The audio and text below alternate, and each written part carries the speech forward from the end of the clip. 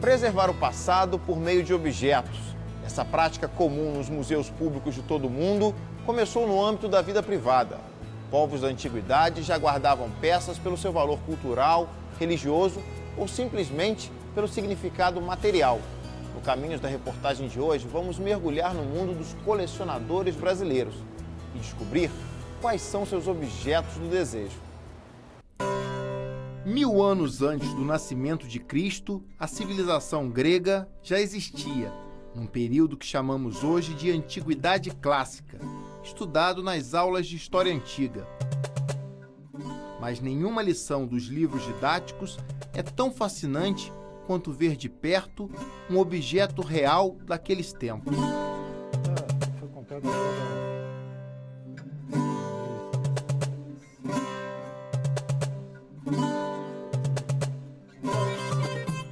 É algo que me deixou assim afixado desde quando eu era muito pequeno. Com 12, 13 anos, eu já comecei a ler muito sobre arqueologia e estudar também, e com muita dificuldade, porque naquela época a gente não tinha acesso a nenhum material didático. Filho de gregos, Aristos Rodopoulos foi comprando peça por peça ao longo dos anos. Objetos que representam a vida cotidiana de seus ancestrais. Esses vasos são do século IV a.C., da região da Apulia, no sul da Itália. Isso aí foi uma época que os gregos colonizaram toda aquela região, do sul da Itália e parte da Itália central também. Esse aqui, o nome desse vaso é Cítula, que ele tem 2 dançarinos, uma jovem de um lado e um jovem do outro lado. A cítula era utilizada para se colocar água, se levava esse vaso com água no templo para purificar a água, não é? E essa água era utilizada em rituais, até mesmo em casamento, para dar banho nos noivos.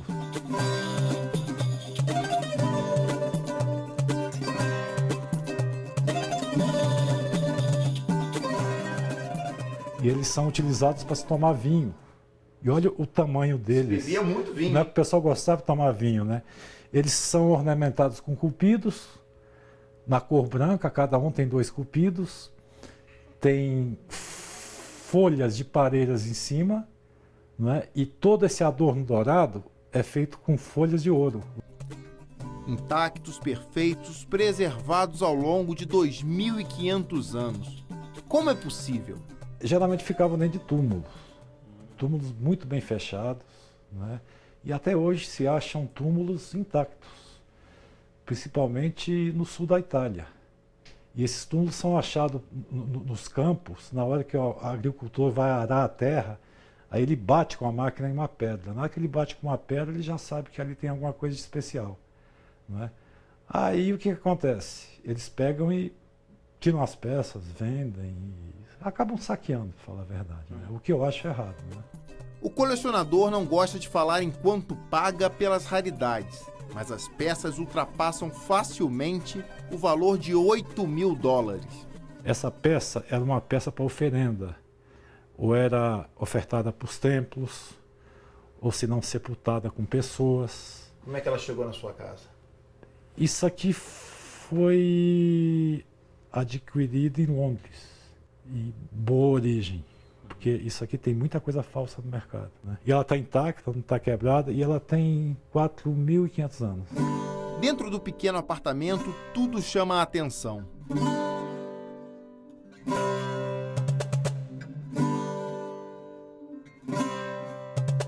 É um capacete grego? Esse é um capacete grego do século V ou IV a.C., e eles chamam ele do tipo Chalcidian, que era achado desse período, era usado desse período por praticamente toda a Grécia, em guerras, e ele tem essas guardas, direita e esquerda, móveis, e tem uma proteção aqui também para o nariz.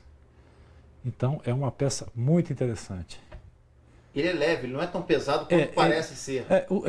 Eu acho que os gregos, eu que eram mais inteligentes do que os romanos. Porque todo aquele aparato romano para ir para uma guerra, Pesava 25, 30 quilos.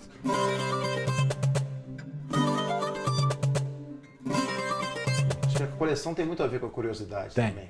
Tem. Você tem que... Como é que eu falo? Você tem que garimpar. Você garimpa. Tipo assim, num certo momento você vai achar aquela pepita grande que você quer. Uma das pepitas de sua coleção é um pote de mel, datado de 350 anos antes de Cristo. Isso aqui eu comprei de uma arqueóloga, né? E nós dois pesquisamos, eles pegavam o favo do mel, prensavam, o mel descia, você está entendendo? Você tirava o favo e depois jogava o mel. Na lógica dos colecionadores, quanto mais raro e único o objeto, mais valioso ele se torna. Tinha um colecionador de livros europeu em que outros 2 exemplares de uma determinada obra rara. Um era dele, um outro era de outro colecionador. Isso incomodava muito ele, dele não ter os 2. E depois de muito tempo, ele conseguiu o 2º volume. Ele queimou. E só passou a existir o dele. Aristos ainda busca mais uma raridade para sua coleção, mas sabe que com os altos preços do mercado da antiguidade clássica, nem tudo é possível. O meu sonho é ter uma Cíclades, mas isso aí é um sonho, né?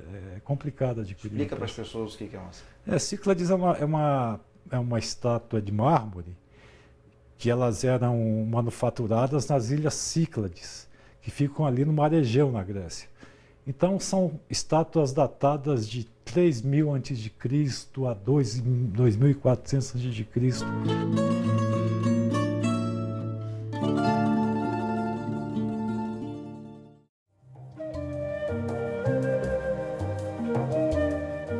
Preciosidades arqueológicas não são exclusividades da Grécia Antiga. Na América, vários povos deixaram marcas de sua existência. As esculturas ritualísticas encontradas na região do vice-reino de Nova Granada, área que hoje engloba Colômbia, Equador, Venezuela e Panamá, também são objetos de desejo dos colecionadores. Nesse caso aqui, se trata de peças, em sua maioria, da região sudoeste da Colômbia, na fronteira com o Equador, com predominância, então, de peças da cultura quijacinga, como essas aqui. Não é? Nada mais útil para um professor de História da América do que possuir na sala de jantar peças que remontam a antigas culturas do continente. Aqui no caso a gente está no norte da Cordilheira dos Andes, na América do Sul, na região onde vivemos por um ano, na Colômbia, na região de fronteira com o Equador. Qual o nome da cidade lá? A cidade é Popayán. Eu gosto muito justamente da cerâmica quijacinga, que tem a característica aqui sempre de mostrar o personagem coqueando, não é? Esse volume aqui, mascando coca. Geralmente no rosto eles estão assim. E assim, pintura corporal, né? Aqui no caso um parto. E aí dá para ver uma diferença sensível, assim, com, por exemplo, isso aqui que é peruano. Tierra Adentro e Popayán são 2 localidades na Colômbia repletas de sítios arqueológicos. Nas cordilheiras são regiões onde, assim, até hoje, não, os camponeses, quando vão lavrar a terra para plantar alguma coisa, eles costumam encontrar sepultamentos índios e aí costumam ter peças como essas. Então quem acha são os lavradores colombianos que acham essas peças? São, e aí, mas é uma quantidade tão grande que não cabem nos museus, não é? E existe então na Colômbia muita tradição de colecionar essas peças. Tendo morado na Colômbia, ele conseguiu adquirir as peças da forma mais antiga possível, a troca. Boa parte dessa coleção, na verdade, compramos de um guaqueiro. O guaqueiro é o especialista nesse tipo de comércio. Esse guaqueiro nos vendia algumas peças, na faixa assim de 10, 20 reais cada uma, Mas, como a gente morou em Popayán por um semestre inteiro, quando estávamos saindo, tínhamos assim o apartamento que a gente tinha montado durante aquele tempo. Então, cama, móveis, etc. Aí a gente entregou tudo isso para ele e ele nos deu Fez uma troca. Uma troca, um escambo. A sala, transformada em galeria de arte, tem peças esculpidas em andesita, uma espécie de rocha vulcânica. São peças de uma cultura que já estava extinta quando chegaram os espanhóis, há 500 anos atrás, e é numa região muito montanhosa, as nascentes do rio Magdalena, que é o rio mais importante da Colômbia, que separa duas cordilheiras. Tem trabalhos em tecidos dos índios Cuna do Panamá. Um personagem central da mitologia dos Cunas é justamente o pássaro, né? Que voa até um lugar muito longe e depois volta, trazendo os conhecimentos que ele adquiriu lá longe nessa viagem. E assim como os índios Cuna, o professor fez o mesmo. Foi longe para ampliar seu conhecimento. Como eu ensino História da América, eu transito desde as questões, assim, digamos, pré-históricas e pré-colombianas até a atualidade. Eu acabo trazendo mais materiais dos lugares onde eu permaneço mais tempo. Pesquisando mais tempo.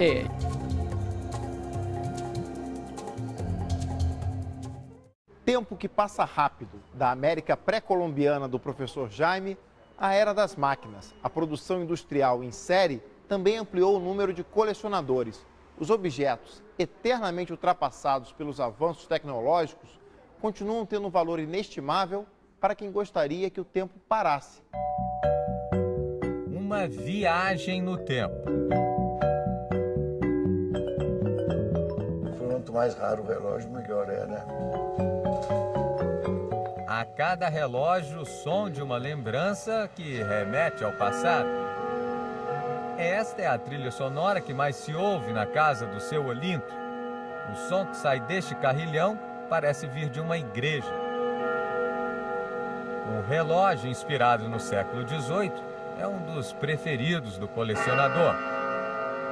Por causa da beleza do toque, né? Uma coleção para ser contemplada. Tudo na calma e no balanço das horas. Você tem um quadro, uma pintura, é a mesma coisa. Uma coleção que começou há mais de 4 décadas. E aqui o tempo parece mesmo não parar diante de tantos relógios. Preciosidades que chegam a ter mais de 300 anos. Um mergulho na história da relojoaria no mundo. Para manter essas preciosidades funcionando com precisão, o seu Olinto conta com a ajuda de um experiente profissional, o Joaquim, também um estudioso dos relógios mais antigos.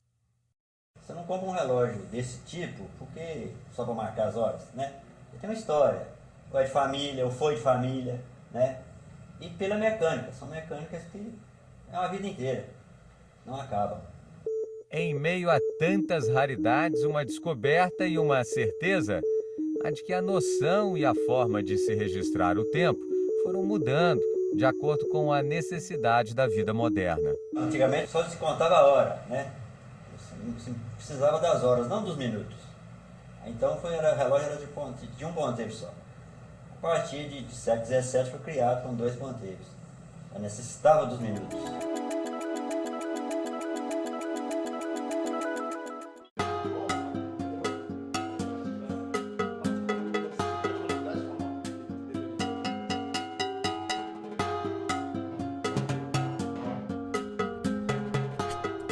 Escrever uma carta, essencialmente se ela for manuscrita nos dias de hoje, é praticamente uma raridade nesse tempo de comunicação instantânea via e-mail. Em contrapartida, vem aumentando o número de colecionadores dessas preciosidades. Cartas de pessoas famosas, de personalidades, têm alto valor no mercado. Meyer, se eu te entregar essa carta aqui, datada de hoje, assinada por mim, tem algum valor também no mercado? Ainda não, mas quando você se tornar famoso, vai ter valor. O francês Matthias Meyer só se interessa pelos famosos, ou melhor, pelos registros escritos que eles deixaram. eu decidi comprar um documento assim para iniciar essa coleção e comecei a gostar, comecei a procurar, comprar em leilões de outros colecionadores, de herdeiros e acumular uma coleção. E um dia alguém me falou, você tem uma coleção bacana, você deveria mostrar essa coleção. E decidi colocar na internet. E aí foi uma surpresa, porque recebi muitos e-mails de pessoas querendo tanto vender documentos como comprar documentos. E outros também querendo avaliar, saber qual que era o valor. Meyer não é um típico colecionador, é um negociante. Quer comprar uma carta assinada pelo Pelé, por Dom Pedro II, por Monteiro Lobato? Ele tem. Eu me considero primeiro um curioso, né? Uma pessoa apaixonada por cultura. Para mim, uma forma de aprender sobre o Brasil. Então, primeiro um curioso, segundo um investidor mesmo, porque esse patrimônio não desvaloriza, né? Ele ganha valor. É uma lei da oferta e da procura. Comprador e vendedor de emoções, de histórias, de conteúdos. As ofertas se sucedem. Às vezes vai ser uma carta de JK para o avô da pessoa que quer vender. Ela precisa de um pouco de dinheiro e ela quer vender esse patrimônio familiar. Nesses casos, eu falo, acho melhor você ficar com essa carta do seu avô. O valor também não é muito grande, então você vai ganhar 500 mil reais e perder uma coisa que tem muito valor. 500 mil não, entre 500 e R$1.000. É o preço que Matias pagaria. Mas na hora de vender, a emoção fala mais alto. Tem documentos no mercado de 100 mil, 200 mil. Na verdade, o valor depende do que o colecionador vai querer gastar nele. Se amanhã alguém me chama e fanático de Pelé quer gastar 200 mil reais nessa carta, vai gastar 200 mil reais nessa carta. É uma coisa que não é racional, é meio subjetiva. Né? Subjetivas. Todas as coleções são assim. O interessante dos colecionadores é que se você for pesquisar uma coleção, ela tem um caráter biográfico muito grande. Quando você se debruça para pesquisar essas coleções, ver que tipos de objetos estão ali, como eles foram adquiridos, você, na verdade, está acompanhando a história de vida do colecionador.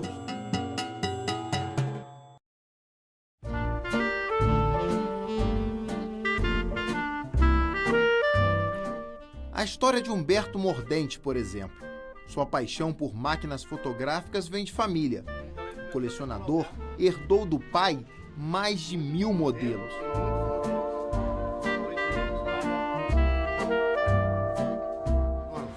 Miniatura.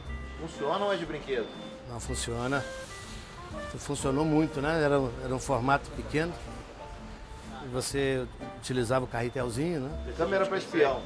Bem discreta. A coleção é o xodó de sua loja em Belo Horizonte.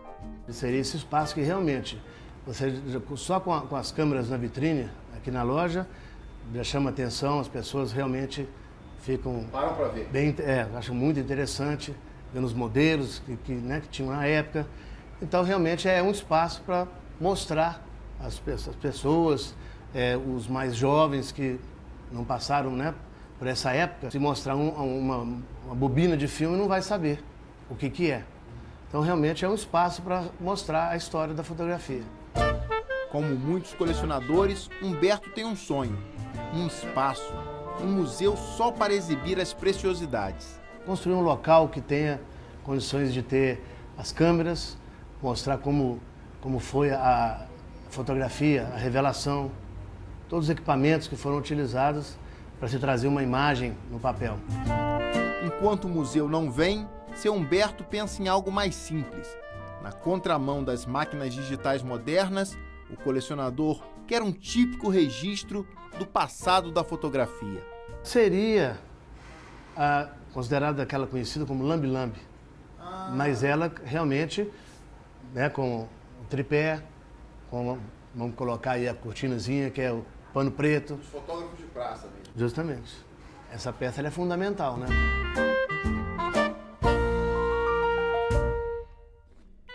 Ultrapassados pelo avanço tecnológico, obsoletos, todos esses objetos que parecem não ter mais serventia são a alegria dos colecionadores. E acredite, isso faz bem para eles. O colecionador, ele tem um amor muito grande guardado dentro dele. E quando ele tem uma maneira de direcionar esse amor guardado, esse afeto guardado, isso causa uma grande satisfação. Cada vez que ele adquire um, ele deposita, ele desloca para esse objeto esse amor guardado e vai sentir uma satisfação muito grande. Isso passa até a dar um sentido maior à vida dele. Colecionadores ou acumuladores? Em Minas Gerais, seu Jefferson compra todo tipo de objeto. No Rio de Janeiro, seu Zeca não descarta nada. No próximo bloco, você vai conhecer pessoas que não limitam suas coleções a um só tema.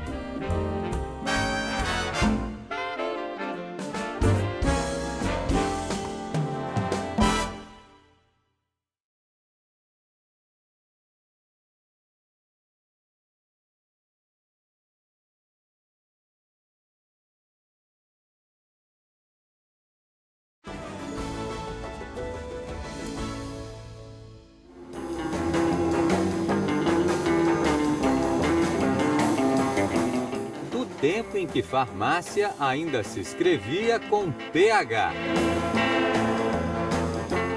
A indústria dava seus primeiros passos na popularização do automóvel e as bombas de gasolina eram assim, robustas, encorpadas. E o que dizer dessas peças de uma antiga estação de trem da década de 50, época em que a estrada de ferro começava a ceder lugar para a rodovia, matriz de transporte escolhida por JK. Estas peças sobreviveram ao tempo e só estão aqui porque existem pessoas que nutrem uma grande paixão por objetos antigos. Gente que contribui para a preservação da memória e guarda um acervo precioso, como o que está neste galpão. Pelo visto, o galpão de pouco mais de 400 metros quadrados acabou ficando mesmo pequeno para tanta coisa.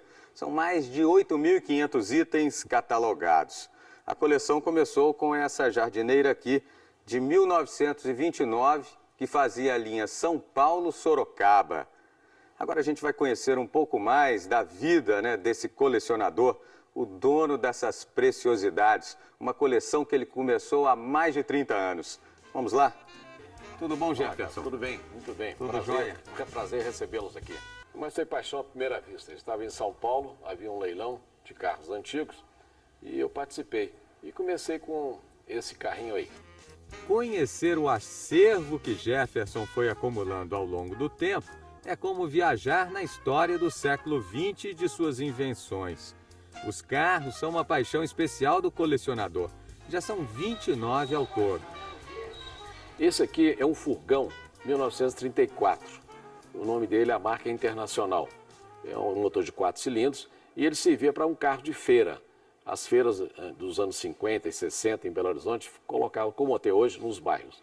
Então, isso aqui pertenceu à Confeitaria Colombo, do Rio. Confeitaria Colombo. Confeitaria Colombo. Depois, está lá até hoje, todo mundo conhece, né? Então, ela tinha esse carro que levava nas feiras. Mas esse aqui veio do Rio de Janeiro, da Confeitaria Colombo do Rio, que se viu depois da Mercearia Colombo em Belo Horizonte. E ele é de que época? 1934. 34 também. Então, essas partes aqui, elas se abrem e aqui vira uma vitrine onde são colocados os produtos que eles vendiam, que eram frutas e produtos hortifruti granjeiros. A cada detalhe, uma surpresa. Olhando mais de perto, descobrimos outras curiosidades. Isso aqui é quando nós chamamos bananinha, que era a seta de antigamente. Então, quando o carro fazia para a direita ou à esquerda, se acionava no painel uma seta que levantava esse espaço aqui que mostrava a direção que o carro ia tomar. Para abrir a porta dele é difícil. Não, a porta dele... É uma porta de geladeira? A maçaneta, ela é toda restaurada. Essa era a buzina original? Era uma buzina também, não só original, era um acessório de época. E na realidade chamava os clientes para a feira. E é mesmo de encher os olhos. Dá até para imaginar como era a vida naqueles tempos.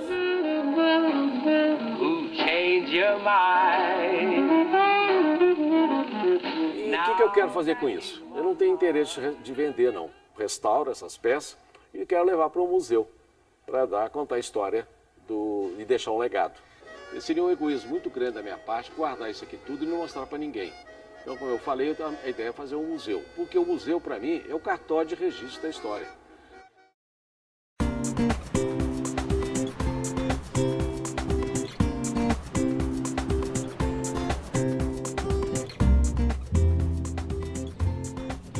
Parada de Lucas, um dos bairros mais pobres do Rio de Janeiro.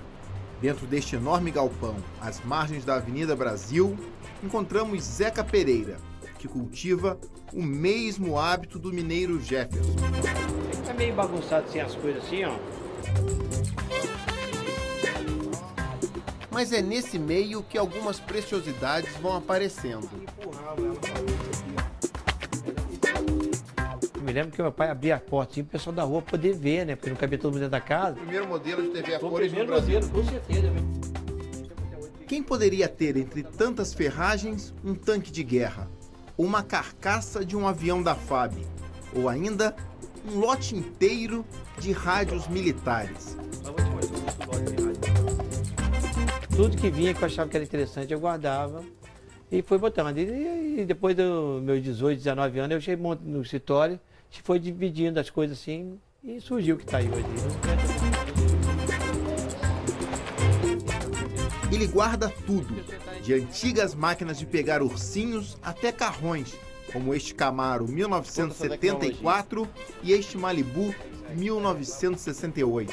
O difícil é você arranjar alguém que ajude a manter ele, né? Tipo assim, manutenção, mecânico bom. Então é meio trabalhoso aquilo, cara.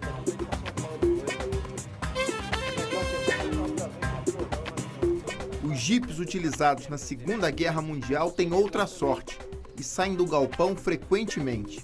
O Jeep, estou sempre andando com ele, o Jeep está sempre em atividade. 7 de setembro, nas paradas de 7 de 7 setembro, de o Jeep que a gente setembro. vê desfilando é o seu. Um deles é o meu. Todos os eventos que tem na Vila Militar, que envolvam a solenidade do quartel, nós estamos presentes.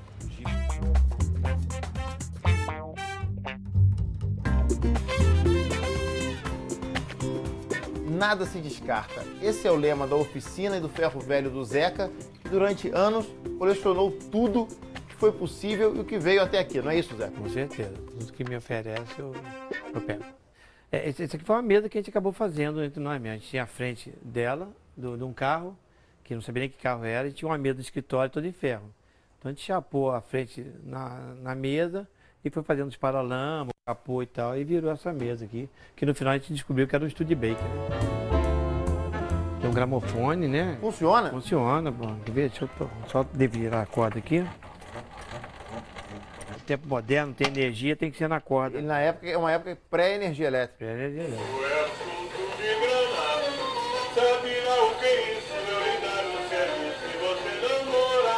Você consegue distinguir o somzinho, né?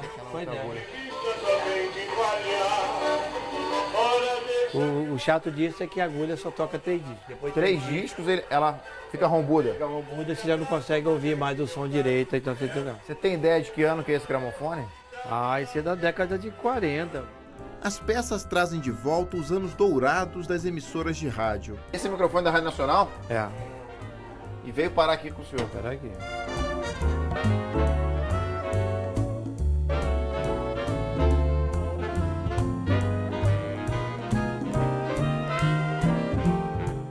Esse é o mais antigo, porque esse aqui tinha um... Você ligava e desligava ele aqui, né? Ah, esse liga. É. Essa chave. Na chavinha aqui, você ligava e desligava na chavinha. Marca LEM. É. A coleção pode não ter lógica. Na verdade, o que ele guarda tem muito a ver com a sua história pessoal. Quando meu pai comprou esse terreno, eu tinha 13 anos. Eu ajudei meu pai a construir um muro, para você ter ideia. Meu pai não me dava brinquedo. Meus brinquedos eram uma lata cheia de areia, puxada com barbante. Era aquele pneuzinho que você botava um aramezinho e brincava pela rua, né? Então eu não tinha. Então quando eu casei, que tive a oportunidade, fui comprando carrinho. O dia que eu tiver um filho ou uma filha, então eu comprei muita boneca e muito carrinho, né? Você não sabia se ia ter um filho ou uma filha? Aí acabou nascendo uma filha, eu peguei 10 bonecas todas para ela. Depois tive um filho, dei os carrinhos todos para ele. Aí um dia pegamos, juntamos tudo e eu falei, não, vou botar essa exposição e trouxe para cá, essa coisa aqui. São bens materiais, deveriam ter um preço, mas nenhuma peça sai do galpão. E aí o senhor vende? Eu não vendo nada, eu só junto, o máximo que eu faço é alugar, às vezes, para um cenário, para filme, para um comercial, para uma novela. O galpão também é muito requisitado por artistas.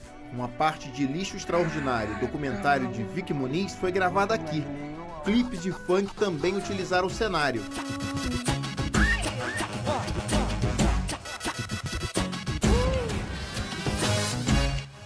E até um ensaio sensual foi feito entre as ferragens. Além de guardar tudo o que acha na sucata, seu Zeca coleciona histórias extravagantes. Esse baleiro estava num bar, desativado. O bar faliu? Faliu, o bar fechou lá, tinha balcão. Aí quando eu falei que ia comprar o baleiro, o rapaz falou que não, que só venderia se eu levasse tudo lá. E tinha balcão que me interessava, tinha janela, quadro, tinha uma geladeira de 6 portas que me interessava também de madeira, mas estava danificado. E conclusão, eu tive que comprar tudo por causa do baleiro. Relíquias do comércio do Rio de Janeiro. A gente pega essa máquina, eu só tenho uma pessoa que consegue restaurar ela para mim hoje no Rio de Janeiro. Só uma pessoa que conhece ela. Então ele leva 2 anos para me entregar ela funcionando. Tem até aqui uma notinha fiscal aqui de uma. Isso aqui era da A Santo Calçados, Largo de Sá, de São Francisco, 23. Mas tem uma que é de açougue, tem uma que é de uma padaria aí.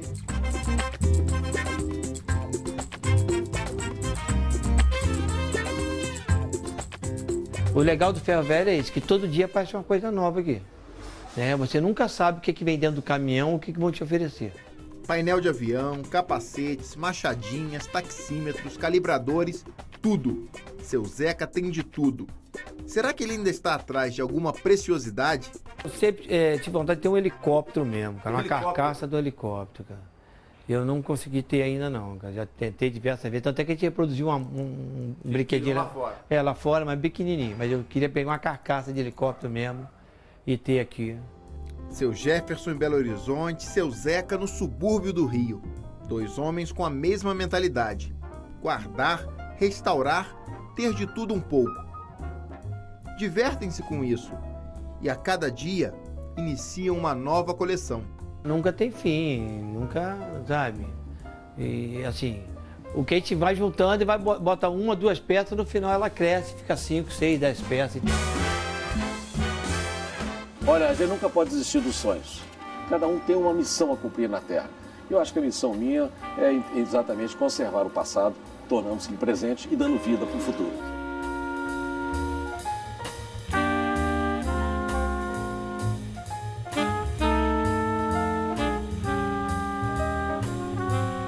No próximo bloco, as coleções particulares que viraram museus privados.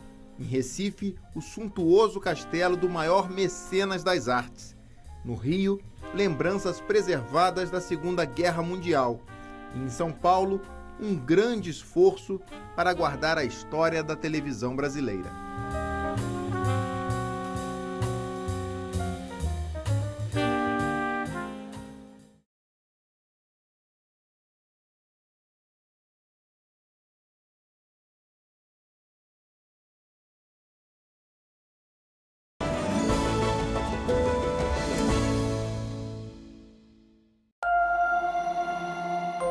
Os primeiros museus do mundo surgiram na Idade Moderna, quando os colecionadores resolveram tirar suas relíquias dos baús e exibi-las ao público. Cada coleção exposta era um testamento aberto às futuras gerações. É muito evidente para a gente que as grandes coleções que foram formadas no Brasil e no mundo, os colecionadores tiveram um papel fundamental. O mecenato que estimulou a criação dessas coleções e acabou também estimulando a criação de grandes museus no mundo.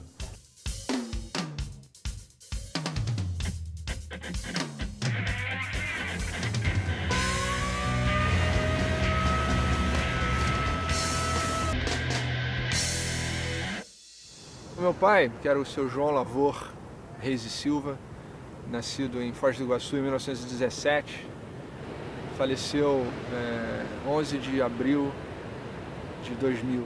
Ele era um funcionário público do Ministério da Agricultura e a experiência dele com a guerra foi a de muitos brasileiros que não estavam ali na caserna. Então o Brasil mandou esses 25 mil homens lá para lutar na Segunda Guerra e o meu pai foi um desses pequenos heróis.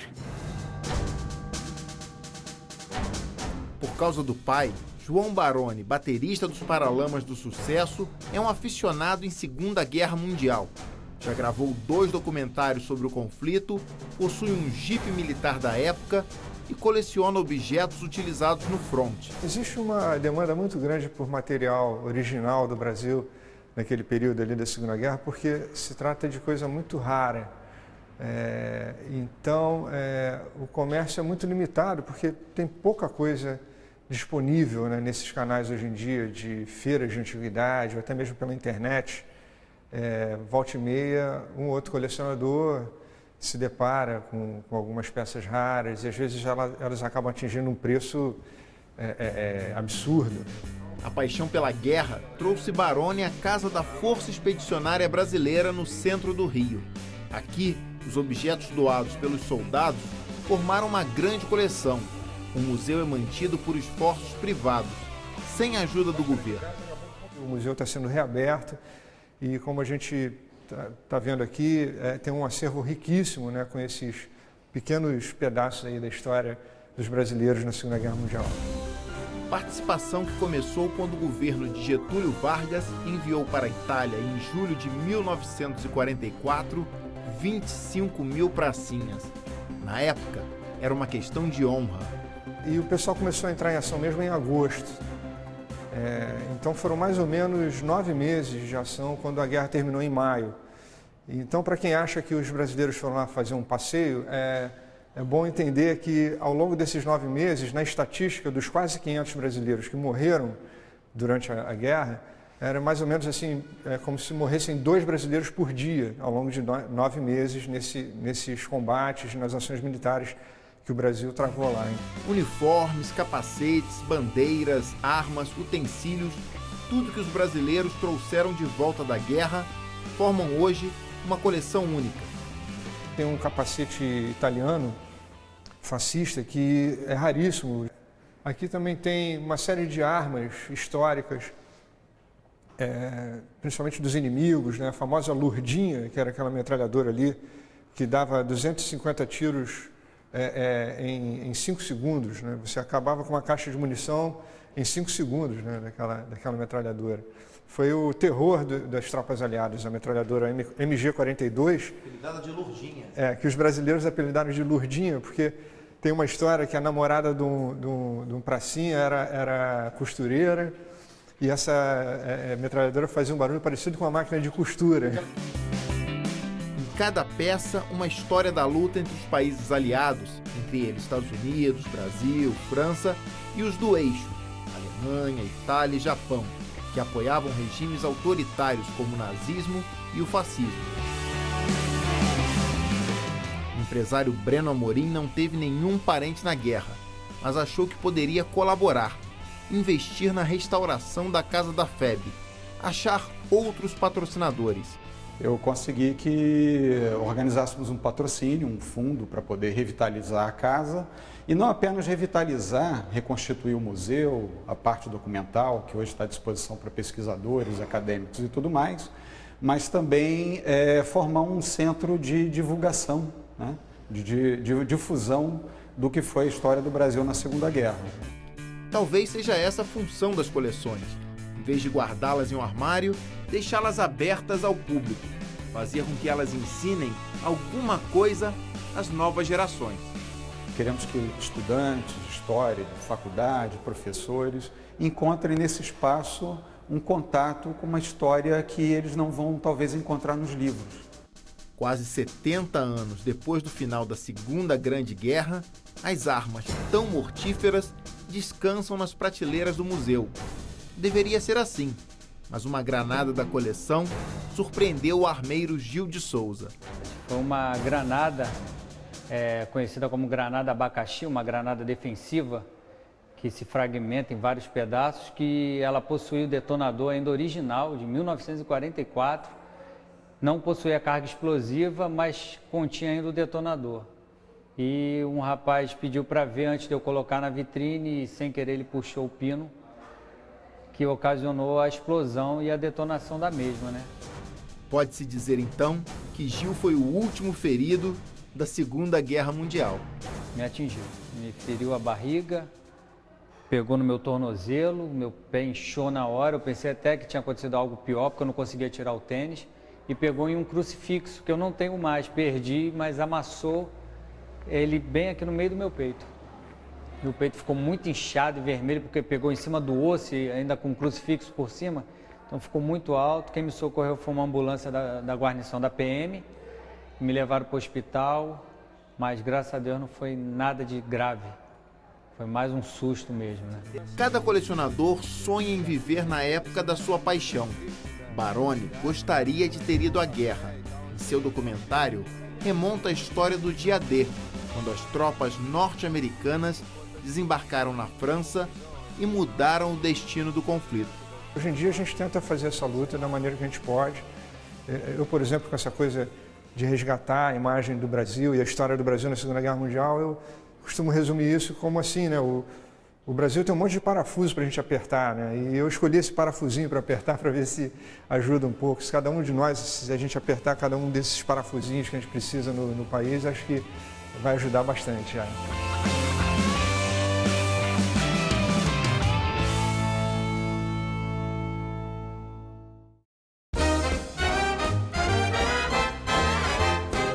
O parafusinho que a atriz Vida Alves resolveu apertar foi o da história da televisão brasileira. Dentro de sua própria casa em São Paulo, ela mantém um museu da TV. A coleção é infindável. Quando falece um artista, às vezes o cônjuge ou o filho quer se liberar daquilo, né? Acho, não tenho certeza. Estou fazendo maldadinha. Despeja na Vida Alves. Hoje, com 86 anos, Vida Alves foi uma estrela da TV nos anos 50. A atriz protagonizou com Walter Foster o primeiro beijo nas telenovelas nacionais. Fora das telinhas, ela é, desde 1995, a presidente da Associação Pro TV, ou seja, a responsável por cuidar da coleção. Perguntei e volto a perguntar e perguntarei sempre por que eu. E alguns me respondem, brincando, é porque você é a única que tem uma sala grande. A presidência está com ela. A curadoria está nas mãos de Elmo Frankfort, que conhece cada peça da coleção, com destaque para a primeira câmera, que inaugurou a TV no Brasil em 1950. A TV Tupi, em 1950. 10 anos depois, ela inaugurou a TV Excelsior, Canal 9 de São Paulo, o que depois se transformou em rede. Aí, 20 anos depois, ela inaugurou a TV Gazeta, de São Paulo. E a televisão virou em cores. Ela não tinha mais utilidade. Os diversos modelos de televisores também estão em exibição pelos cômodos da casa. Esse televisor também é um dos primeiros, de 1950 mesmo, porque o Chateaubriand trouxe em torno de uns 20 televisores para o início da televisão. Mas as famílias mais abonadas acabaram comprando de fora e exportando os televisores. Então, imagine que é um baita um televisor com peso danado, acho que quase 200 quilos. E aí você vê um caso como aquele televisorzinho, que ele não é leve também, mas é o primeiro portátil. Mas dá para ver a comparação em relação ao outro, pelo tanto tamanho como peso. Então imagina, era uma revolução, 4 anos depois tem um portátil. A coleção é eclética, aceita de figurinos utilizados por personagens a roteiros de novelas.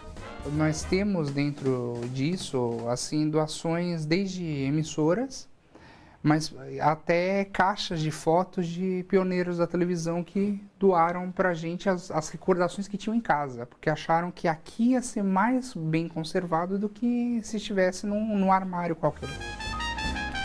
Cada dia mais objetos lotam a casa. Tudo tem ligação com a história da TV, até mesmo uma máquina de escrever. pertencia ao Benedito Rui Barbosa, foi um dos doadores nossos. Ela escreveu, entre outros sucessos, a novela Pantanal, que foi uma das maiores audiências da televisão, como Os Imigrantes, da TV Bandeirantes. A coleção tomou o espaço da própria Vida Alves. Entre mais de 100 mil itens, ainda falta uma peça. Espaço público. Essa é a peça que falta. Eu me entrego totalmente e coloco o dinheiro quando necessário. Temos 7 funcionários.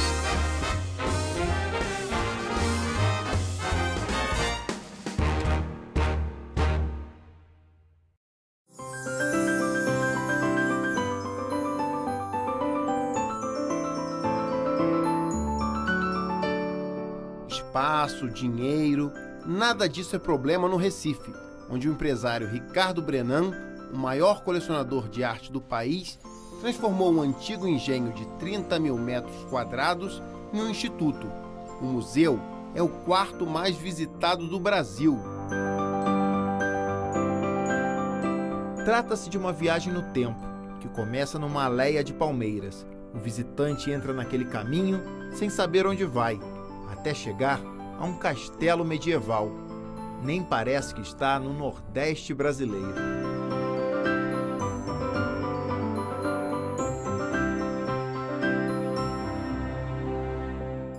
Tudo é grandioso. Do lado de fora, uma réplica de Davi de Michelangelo, a Dama e o Cavalo de Fernando Botero. Dentro do castelo, um dos 25 exemplares existentes no mundo do Pensador de Rodin. Na verdade, ele tem um instituto mantido pelas suas empresas, pelas empresas Brenan. Ele tem uma média de 155 mil visitantes por ano. Na realidade, representa o gosto de um colecionador. Leonardo Dantas é o historiador do Instituto desde a fundação em 2002. Ele é quem faz as vezes de anfitrião. Ricardo Brenan, aos 87 anos, pouco aparece para visitar sua coleção, que inclui quadros que retratam o Brasil do século XIX, adquiridos quase que por acaso.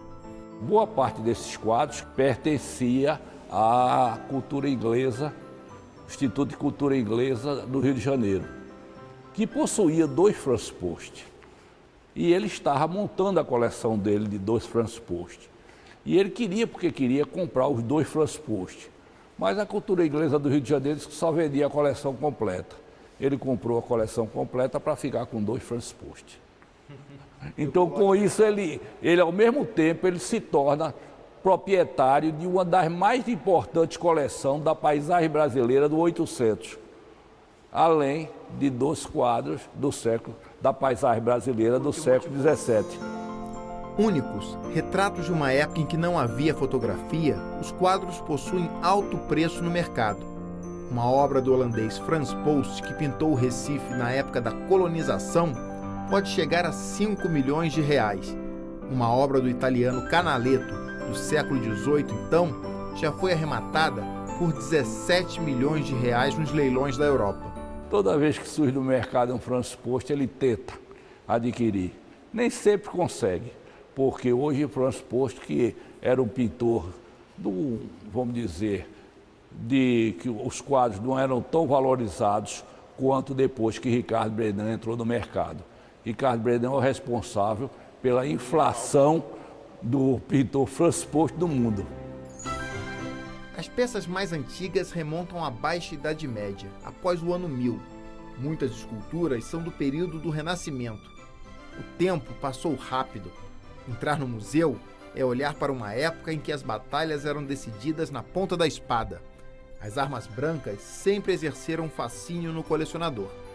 Ele começa no final dos anos 40, ele começa colecionando canivetes, facas, e a partir de 1948 ele se desenvolve a coleção dele comprando armaduras e outras peças. E com isso ele vai formando uma grande coleção de arte, de armas medievais.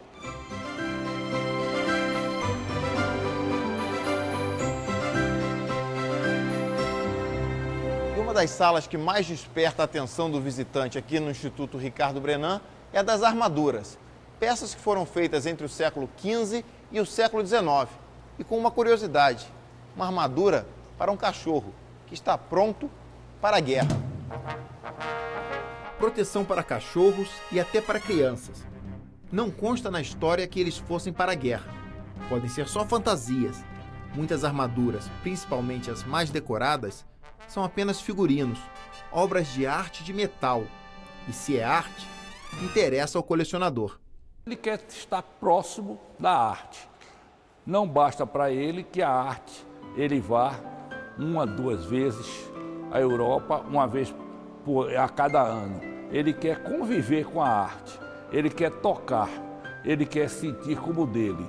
Fora isso, ele tem outra ideia, ele quer repartir aquele bom gosto dele, aquele prazer do conviver com a arte com toda uma comunidade. Qual colecionador não gostaria de ter um museu exclusivo para expor suas peças? Por mais rico que fosse, Ricardo Brenan vendeu 4 fábricas de cimento para poder criar um instituto.